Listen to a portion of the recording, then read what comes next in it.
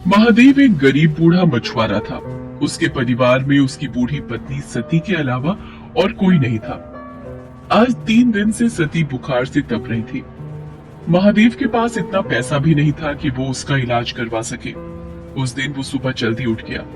एक बार उसने सती के सिर पर हाथ रखा। उसे अभी भी बुखार था।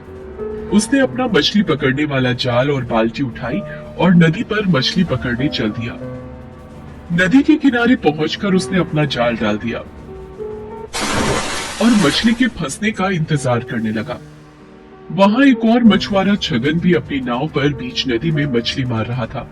महादेव को देखकर छगन बोला, अरे बाबा, किनारे बैठने से बड़ी मछली नहीं मिलेगी। नदी के थोड़ा अंदर आओ तो हो सकता है कि कोई बड़ी मछली फंस जाए। नहीं बेटा, ना तो मेरे पास नाव है और न शरीर में ताकत जो मैं नदी में जाकर मछली पकड़ सकूं। अब सब कुछ भगवान के ऊपर है। उन्होंने चाहा तो मुझे बड़ी मछली जरूर मिलेगी। छगन ताने मारते हुआ बोला, तो फिर बैठे रहो घाट को पकड़ के। भगवान तुम्हारे लिए लाल परी मछली भेजेंगे। लाल परी एक बहुत ही नायाब मछली होती है जिसकी कीमत लाखों में होती है। ऐसी मछली किसी भाग्यवान को ही मिलती है। एक बार जिसे लाल परी मिल जाती है उसकी किस्मत ही चमक जाती है। खैर, महादेव ने छगन की बातों पर कोई ध्यान नहीं दिया और काफी देर इंतजार करने के बाद अपना जाल खींचा। उसका जाल भारी लग रहा था। लगता है कोई बड़ी मछली फंसी है। मगर जैसे ही उसने जाल बाहर खींचा उसका सारा जोश ठंडा पड़ गया। जाल में मछली तो क्या, एक घोंघा भी नहीं फंसा था। उसकी जगह उसमें ढेर सारा कचरा जैसे प्लास्टिक की बोतलें, सड़े पुराने जूते और चप्पल फंसे थे। ये देखकर छगन जोर से ठहाका लगाकर हंस पड़ा और बोला, अरे वाह बाबा वाह, है बहुत बड़ा खजाना हाथ लग गया है तुम्हारे। इसी तरह रोज खजाना मिलता रहा तो एक दिन तुम जल्दी ही रईस बन जाओगे। महादेव ने फिर उसकी बात पर कोई ध्यान नहीं दिया, बस मन ही मन बोला, हे भगवान, कैसे लोग हैं तुम्हारी दुनिया के। जो नदी हमें पीने को पानी और खाना देती है उसमें लोग न जाने क्या क्या गंदगी डाल देते हैं। इतना सोचकर उसने फिर से जाल डाला। इस बार उसके जाल में थोड़ी सी छोटी मछलियां फंस गई। लगातार मेहनत करने से महादेव का बूढ़ा शरीर थक गया था, इसलिए जो मछलियां फंसी थी उन्हें समेटकर महादेव बाजार चल पड़ा। दिन भर महादेव ग्राहकों का इंतजार करता रहा, मगर छोटी मछलियां होने के कारण उससे मछली खरीदने कोई नहीं आया। बाकी के मछुआरे बड़ी बड़ी मछलियां पकड़ कर लाए थे। उनकी सारी मछलियां देखते ही देखते बिक गई। हे भगवान, शाम होने को आई है। अब तो बाजार भी उठने लगा है। एक भी ग्राहक नहीं आया। सोचा था थोड़ा सा पैसा आ जाएगा तो सत्ती के लिए खाना और दवाइयां लेता जाऊंगा। बेचारी बुखार से तड़प रही है। अभी महादेव ये सोच ही रहा था कि वहां एक आदमी आया और उससे बोला, बाबा, ये मछलियां कितने की हैं? बेटा, ये है तो 200 रुपए की, मगर मैं तुम्हें 150 में दे दूंगा। 150 तो महंगा है। मैं तो इनकी केवल 100 रुपए दे सकता हूँ। वैसे भी बाजार बंद होने वाला है। अब कोई तुम्हारी मछलियां खरीदने से तो रहा, इससे पहले कि ये सब सड़ जाएं, इन्हें तुम मुझे 100 रुपए में दे दो। मरता क्या न करता। आखिर महादेव को 100 रुपयों में उसे सारी मछलियां देनी पड़ी।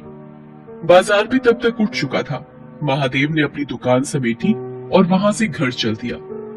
अभी वो बाजार से निकल भी नहीं पाया था कि उसके कानों में एक आवाज आई, बाबा, इस कंगले की भी सुनते जाना। 3 दिन से कुछ नहीं खाया बाबा। दया करो बाबा, मुझ पर दया करो। महादेव ने मुड़कर देखा। एक अंधा अपाहिज सड़क के किनारे पड़ा कराह रहा था। उसकी दोनों आंखें खराब थी और दोनों पैर भी बेजान थे, जैसे 2 सूखे डंठल हो।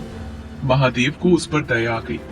उसने अपनी फटी हुई चादर उस अपाहिज को ओढ़ा दी और पास की एक दुकान से थोड़ा सा खाने का सामान लाकर उस अपाहिज को देता हुआ बोला, अब लो, खा लो। तुमने मुझ अपाहिज पर इतनी दया दिखाई। तुम कौन हो बाबा? महादेव उसे अपने बारे में बताता है। तब अपाहिज अपनी झोली से कुछ दाने निकालकर उसे देते हुए कहता है, तुमने बिना किसी स्वार्थ के एक अगले की मदद की है बाबा। भगवान तुम्हें इसका फल जरूर देगा। लो ये दाने रख लो। कल जाल डालने से पहले इन दानों को नदी में छिड़क देना। महादेव ने दाने लेकर अपने पास रखे और अपनी फटी चादर उस अपाहिज को अच्छी तरह उड़ाकर वहां से घर चलाया। घर पहुंचने पर उसने देखा कि सती की तबीयत अब कुछ ठीक थी। ये देखकर महादेव को थोड़ी राहत मिली। उसने खाना बनाना शुरू किया। उसने अपने लिए थोड़ी सी मछलियां बचा कर रखी थी। उन मछलियों के साथ उसने आज खरीदे हुए थोड़े से चावल और आलू बनाए और सती को खिलाया। सती को खिलाकर सुलाने के बाद जैसे ही वो खाने बैठा, तभी वहाँ गांव का कुत्ता कालू आ गया। कालू को देखते ही महादेव के चेहरे पर मुस्कान तैर गई। वो कालू को पुचकारते हुए बोला, क्यों कालू बेटा, भूख लगी है?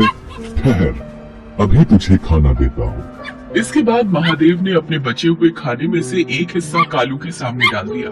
एक अरसे से महादेव ऐसा ही करता रहा था। वो जब भी खाने बैठता, तब कालू वहाँ आता और महादेव कालू के साथ मिलावट कर खाना खाता। खाना खाकर कालू वहाँ से चला गया और महादेव भी भगवान का नाम लेकर सो गया। अगली सुबह वो फिर अपना जाल लेकर मछली पकड़ने चल दिया। नदी किनारे पहुंचकर उसे उन दानों की याद आई जो कल अपाहिज ने उसे दिए थे। उसने उन दानों को नदी में बिखेर दिया और फिर वहां अपना जाल डाल दिया। अभी थोड़ी ही देर हुए थे कि अचानक लगा जैसे जाल में कोई भारी चीज फंसी है। महादेव जाल को खींचने लगा, मगर बूढ़ा होने के कारण उससे जाल खींचा नहीं जा रहा था। जैसे तैसे काफी देर की मेहनत के बाद उसने जाल बाहर निकाला। जाल को देखते ही उसकी आंखें चौंधी आ गई। जाल में एक बड़ी सी लाल परी मछली फंसी थी। छगन मछुआरा भी ये सब देख रहा था। लाल परी को देखते ही उसकी आंखें आश्चर्य से फट पड़ी। उसने मन ही मन सोचा, अरे बाप रे, इतनी बड़ी लाल परी! अगर ये मुझे मिल जाए तो हफ्ते भर की कमाई एक ही दिन में हो जाए। इस बुद्धि से किसी भी तरह ये मछली छीन लेनी चाहिए। उधर छगन की दुष्टता से अनजान महादेव किसी तरह उस मछली को उठाकर वहां से जा रहा था। तभी उसे एक तेज धक्का लगा और वो बुरी तरह जमीन पर गिर पड़ा। मछली भी उसके हाथ से छूट गई। उसे छगन ने धक्का दिया था। उसके गिरते ही छगन तेजी से लाल परी को उठाकर भागा। महादेव चिल्लाया, अरे अरे चोर चोर, पकड़ो पकड़ो, वो मेरी मछली लेकर भागा जा रहा है, कोई पकड़ो उसे। मगर वहां कोई भी नहीं था जो महादेव की पुकार सुनता। लेकिन अगले ही पल ना जाने कालू वहां कैसे आ गया और भागते हुए छगन पर टूट पड़ा। उसने कई जगह छगन को काट खाया। छगन दर्द से चिल्ला उठा। उसका चिल्लाना सुनकर आसपास के रहने वाले लोग वहां भागे आए। इतने सारे लोगों के सामने अपनी पोल खुलने के डर से छगन लाल परी को वहीं छोड़कर भाग गया। तब तक महादेव भी वहां पहुंच गया। लोगों ने उस मछली को महादेव को सौंप दिया।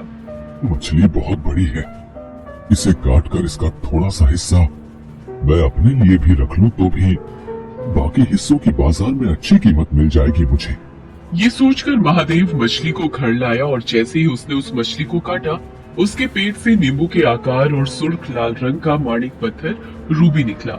माणिक को देखते ही महादेव की आंखें चौंधी आ गई। हे भगवान, इतना बड़ा माणिक पत्थर, इसकी कीमत तो लाखों में होगी। इसे पाकर तो मुझे सारी जिंदगी कोई काम करने की जरूरत नहीं पड़ेगी।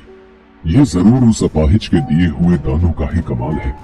इस माणिक का एक हिस्सा उसका भी है। ये सोचकर महादेव उसी जगह पहुंचा जहां उसे वो अपाहिज मिला था, मगर अब वहां कोई नहीं था। वहां बस महादेव की फटी हुई चादर ही पड़ी थी।